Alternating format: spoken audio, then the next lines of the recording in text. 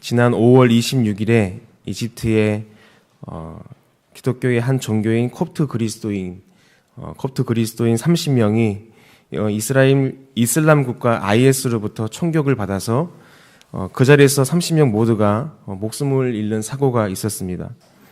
그들은 주말을 맞아서 교회 차량을 타고 그 이집트에 있는 유명한 수도원으로 가는 길이었습니다. 그렇게 가고 있는 도중에 그들은 잠복하고 있는 IS 무장단체로부터 무차별적으로 총격을 받았고 거기에 있는 전원이 사망하는 사고였습니다. 사랑하는 가족들을 잃은 가족들과 그리고 그 이집트에 있는 콥트 그리스도의 교인들은 분노를 참지 못하고 결국 이 장례 행렬을 시위로 바꾸어 놓았습니다. 그들은 이렇게 얘기했습니다. 우리의 영혼과 피로 되갚아주겠다라고 이렇게 외쳤고 원수를 갚겠다. 그렇지 않으면 우리도 죽겠다라는 식의 그런 격렬한 메시지를 쏟아냈습니다. 이러한 IS의 테러는 하루 이틀 일이 아니죠. 이 일이 있기 6주 전에도 이집트에 있는 세인트 조지 교회에서 폭탄 테러로 인해서 25명의 콥트 그리스도의 교인들이 목숨을 잃는 사고가 있었습니다. 하지만 이런 테러범들을 향한 그들의 분노는 오래 가지 않았습니다. 시신을 수습하고 장례를 치른 뒤에 이집트에 있는 콥트 그리스도 교인들은 그런 이집트에 있는 무장단체, 이슬람 무장단체의 마음을 움직이고 또한 전 세계 사람들에게 놀랄 만한 모범을 보여주었습니다. 그것은 바로 용서의 모범이었습니다. 그들은 장례 후에 순교당한 사람들을 위한 예배당을 세웠습니다. 그리고 그들의 마음속에 있는 그런 분노의 불씨를 꺼트리고 그들을 용서하기 위해서 그들은 모여서 기도하기 시작했습니다. 그리고 그들은 함께 모여서 그 이슬람 단체를 향한 화해의 메시지를 가지고 화해의 메시지를 담은 한 편의 시를 함께 읽으며 그렇게 서로를 위로해 주었습니다. 그 시 한 편의 내용이 이런 내용입니다. 당신은 증오하고 죽이지만 결코 그것으로 당신을 사랑하고 당신을 위해 기도하는 우리를 막을 수 없습니다. 사랑하는 형제 IS여, 나의 아버지의 종교는 당신을 찌르는 무기가 아닙니다. 나의 아버지의 종교는 상처 입은 사람들에게 생명의 의사를 보냅니다.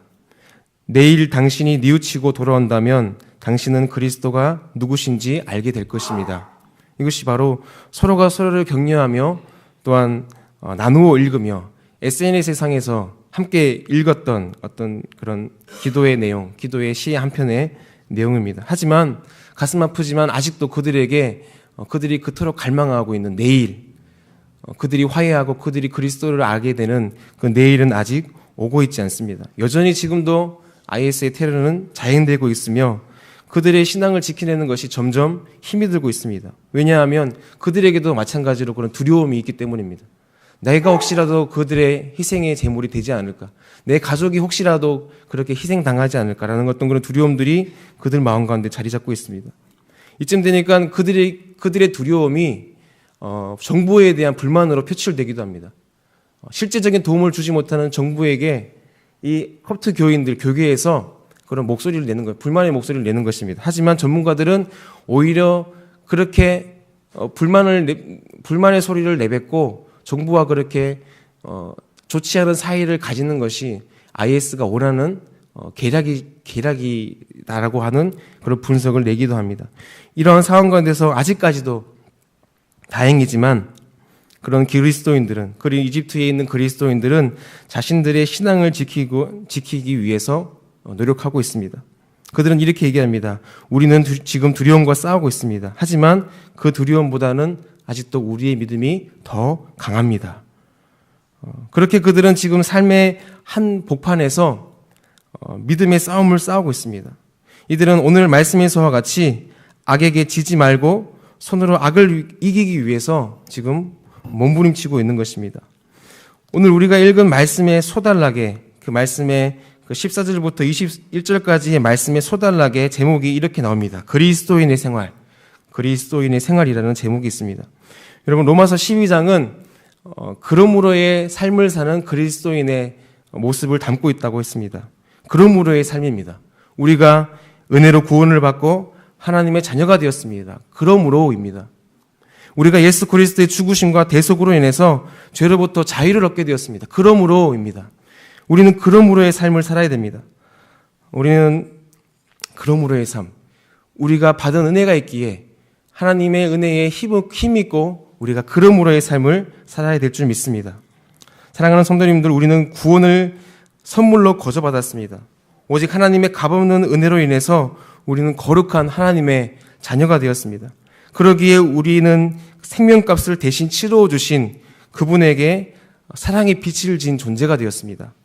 우리가 복음 성가를 부르며 찬양하는 그 가사의 내용처럼 우리는 그 복음의 빚진 자입니다.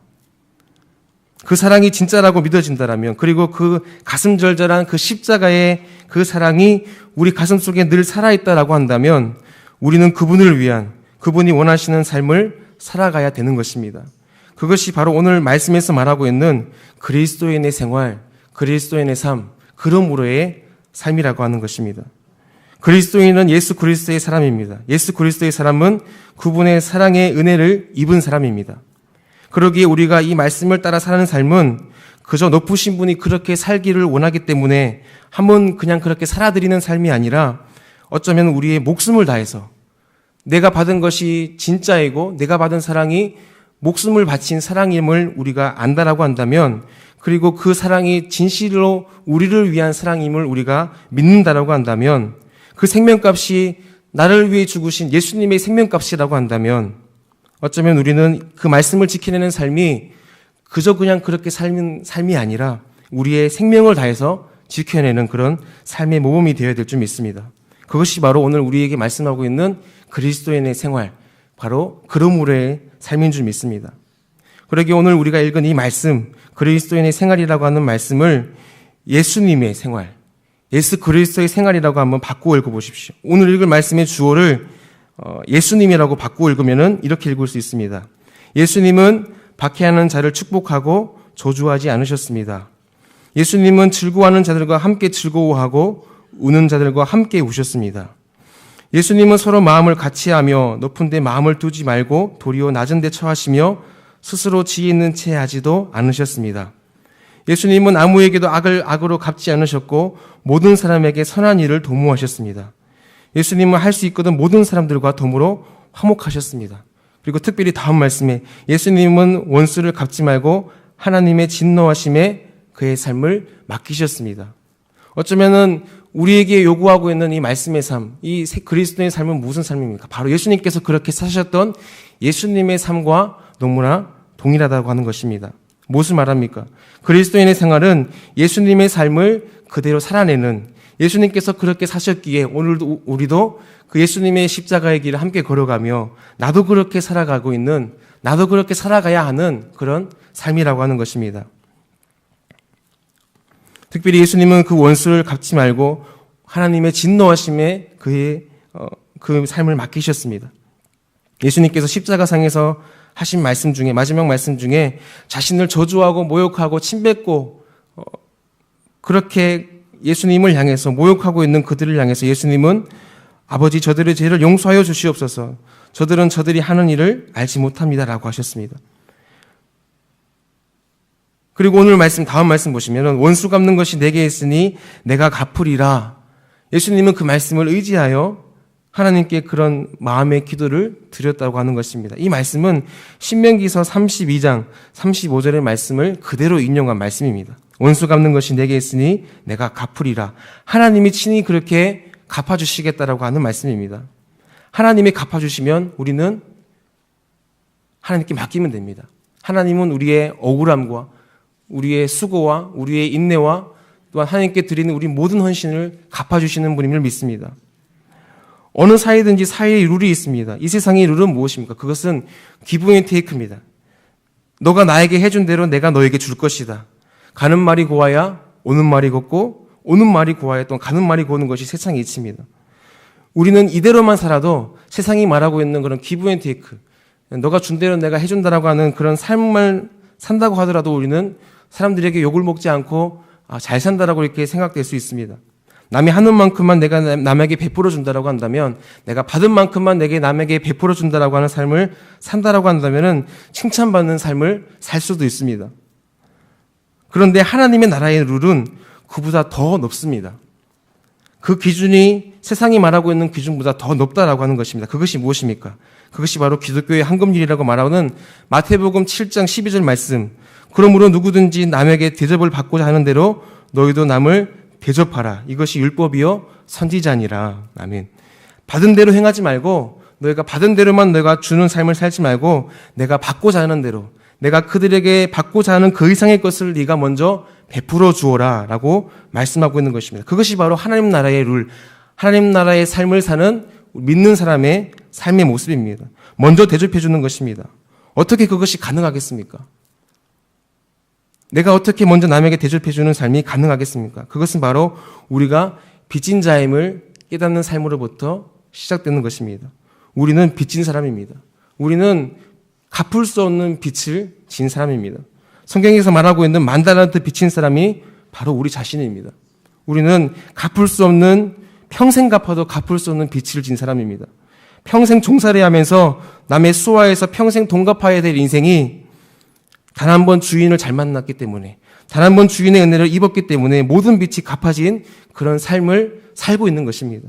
그러기에 우리는 더 이상 우리 자신을 주장하는 삶을 살 수 없습니다. 왜냐하면 우리는 우리 주인 때문에, 우리 주인이신 예수 그리스도를 만났기 때문에 우리의 삶이 변화된 삶을 살고 있기 때문입니다. 그래서 우리는 더 이상 죄의 종로로 타거나 악한 자의 종로로 타지 않고 거룩한 그분의 자녀의 특권을 누리며 사는 삶인 줄 믿습니다. 그러기에 우리는 그런 거룩한 그분의 삶을 따라서 거룩한 그분께서 걸어가셨던 그 길을 걸으며 함께 그 말씀에 동참하는 삶을 살아야 될 줄 믿습니다. 이 빚진 10,000달란트 빚진 그 빚이 얼마나 되겠습니까? 여기서 말하고 있는 1만 달란트를 얼마나 그 값이 나갈까? 예수님께서 그 값이 얼마나 크기에 그렇게 1만 달란트라고 말씀하실까? 만약에 그 1만 달란트가 은 1만 달란트라고 한다면 600데나리온 혹은 600세겔, 1세겔이 하루에 품삯이라고 생각한다면 먹고 쓰지 않고 15년 동안 모아야지만 갚을 수 있는 돈이 바로 이 1만 달란트라고 합니다. 그런데 그것이 만약에 금이라고 한다면, 금이 1만 달란트라고 한다면 은 달란트보다 최소 15배. 그러니까 15 곱하기 15 하면 250년 동안 갚아야 되는 값입니다. 평생 갚아도 우리는 못 갚습니다. 평생 우리가 쓰지 않고 모아도 갚을 수 없는 그 값을 우리는 대신 치러워 주셨습니다. 아니, 그보다 더 많은 것을 우리는 받았습니다. 1만 달란트라고 한다면 예수님의 그 값은 매길 수 없는 값이기에 우리는 그보다 더 많은 것을 예수님께서 대신 지불하셨다고 하는 것입니다. 그러기에 주님께서 우리의 생명을 구하기 위해서, 생명의 속전을 위해서 그만큼의 수고와 그만큼의 헌신과 그만큼의 사랑을 보여주셨다면, 우리가 받은 은혜가 진짜라고 한다면 우리는 정말 그 사랑 때문에 사는, 그 사랑을 위하여 사는 삶이 되어야 될 줄 믿습니다. 그러기에 우리가 오늘 이 말씀에서 얘기하고 있는, 구구절절히 얘기하고 있는 너희가 서로를 낮게 여기고 도리어 낮은 데 처하고 너희가 사랑에 빚진 사람으로 그렇게 살아야 된다라고 하는 그런 구구절절한 말씀이 우리에게 그대로 실현되어 질 줄 믿습니다. 부끄러운 고백을 한다면, 저는 어저께 교회에서 이제 일을 하면서 어느 노숙자 한 분이 찾아오셨습니다. 더운 날씨에 이제 밖에 있는 현수막을 제거하기 위해서 제거 작업을 하고 있는데 그분이 오셨습니다.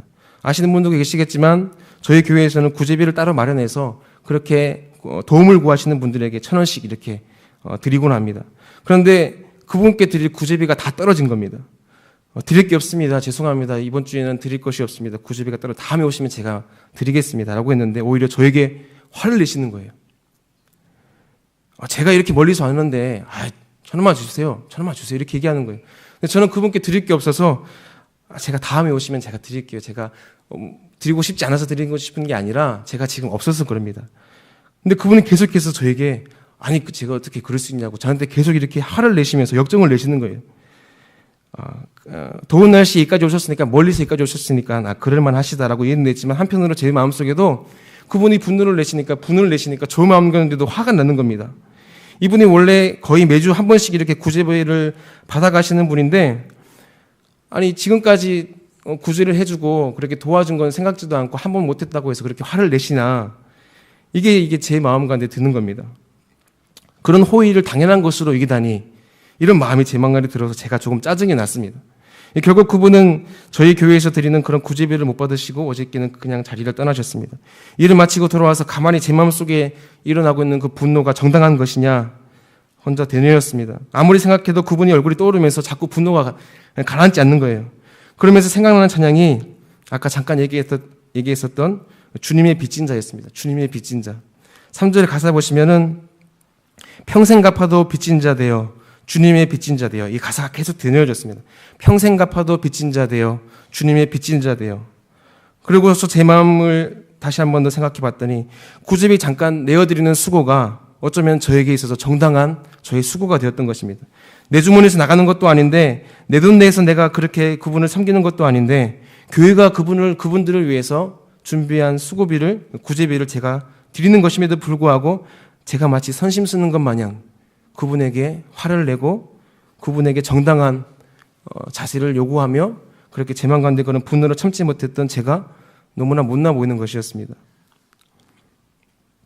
하나님의 마음은 언제나 구약에서부터 그런 나그네된 자들에게 또한 우리도 나그네된 자임을 말씀하시고 객과 고아와 과부 너희 중에 있는 그런 어려운 사람들을 돌아보라 하셨는데 저는 그런 하나님의 마음도 잊어버린 채 그렇게 그분에게 정죄하고 판단하는 자리까지 올라섰던 제 자신을 보고 많이 회개했습니다. 그리고 그렇게 기도했습니다. 주님, 아직 저는 멀었군요. 여전히 제 마음 가운데 나오는 것이 선한 것이 없습니다. 주님만이 선하십니다. 저를 용서해 주십시오라고 회개했습니다.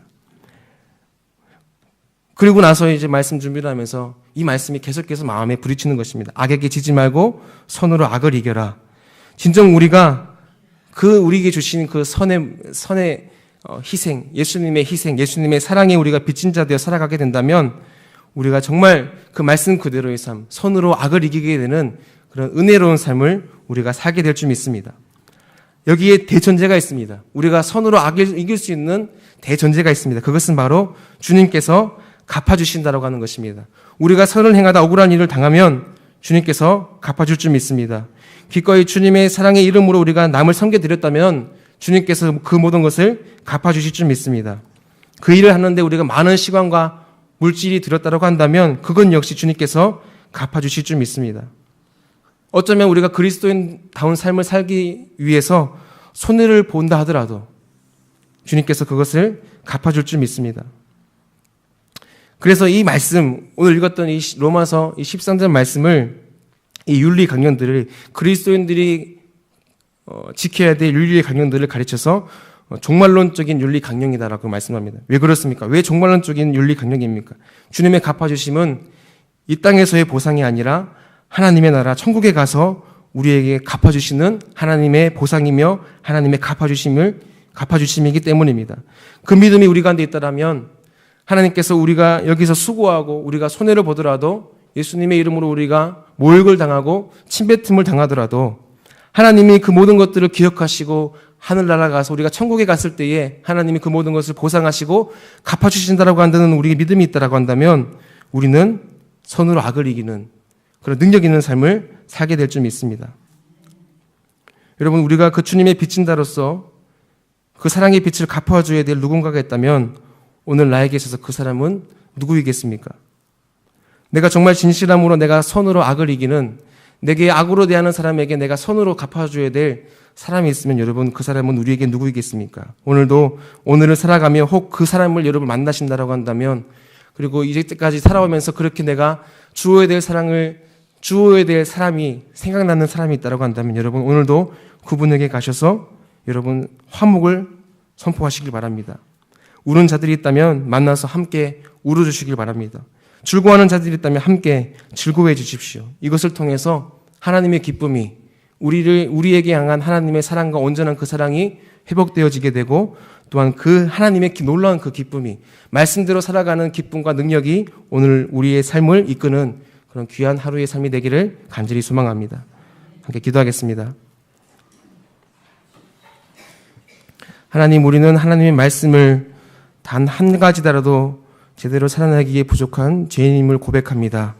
하지만 그런 이 죄인된 우리를 위하여서 예수 그리스도께서 우리에게 오셔서 우리의 우리와 같은 인간의 몸을 입고 오셔서 우리를 구원하시고 우리를 속량하시고 우리에 대한 주님의 사랑을 확증해 주심을 믿습니다. 오늘도 우리가 그 사랑 때문에 살아갑니다. 오늘도 우리가 그 사랑의 빚진 자 되어 살아갑니다. 오늘도 우리가 그렇게 사랑의 빚진 자 되어 살아갈 때에 하나님, 우리가 악을 선으로 갚아야 될 그 대상이 누구입니까? 그 하나님의 선하심을 우리가 증거할 그 사람이 누구입니까? 하나님, 우리가 그 사람을 만난다라고 한다면, 하나님, 우리가 평생 살아가며 그렇게 우리가 살아가야 된다라고 한다면, 하나님, 우리가 주저하지 아니하고 주님 사랑 때문에 그렇게 말씀대로 행할 능력을 우리 가운데 더하여 주시옵소서. 오늘도 그렇게 그리스도인의 생활, 빚진 자의 삶을 살아낼 수 있는 믿음과 능력을 우리 가운데 허락하여 주셔서 오늘도 우리를 통해서 하나님의 놀라운 기쁨과 그 복음의 소식들이 증거되어지는 오늘 하루가 될 수 있도록 하나님, 우리를 붙들어 주시옵소서. 오늘도 우리가 간절히 구하는 간절한 기도 제목들마다 하나님 일일이 응답하여 주시고 넘치도록 채워주시되, 오늘 우리에게 주시는 흡족한 은혜를 받아 누리며 살아가는 우리 주와 우리 모든 성도님들 되어질 수 있도록 하나님 은혜를 베풀어 주시옵소서. 감사드리며 이 모든 말씀 살아계신 예수님의 이름으로 기도드립니다. 아멘. 하늘에 계신